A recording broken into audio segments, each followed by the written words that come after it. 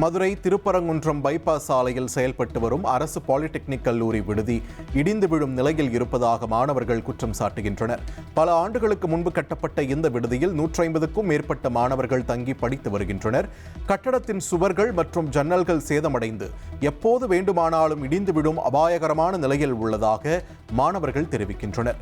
மேலும் விடுதி அறைகள் குப்பை கிடங்கு போலவும் சமையலறை மற்றும் கழிவறைகள் சுகாதாரமற்ற நிலையிலும் உள்ளதாக கூறப்படுகிறது. உணவுப் பொருட்களில் புழுக்கள் இருப்பதாகவும் தண்ணீர் தொட்டிகளில் கரப்பான் பூச்சிகள் மிதப்பதாகவும் மாணவர்கள் குற்றம் சாட்டுகின்றனர். கழிவறைகள் மற்றும் ஜன்னல்கள் சேதமடைந்துள்ளதால் விஷப்பூச்சிகள் விடுதிகளுக்குள் வருவதாகவும் மாணவர்கள் தெரிவிக்கின்றனர்.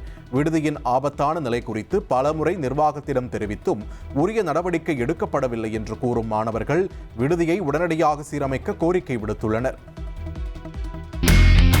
இனி செல்லும் இடமெல்லாம் செய்தி. தந்தி டிவியின் வாட்ஸ்அப் சேனலை ஃபாலோ பண்ணினா செல்ல இருக்கும் இடமெல்லாம் செய்தி. இதோ QR கோட் இப்பவே ஸ்கேன் பண்ணுங்க, ஃபாலோ பண்ணுங்க.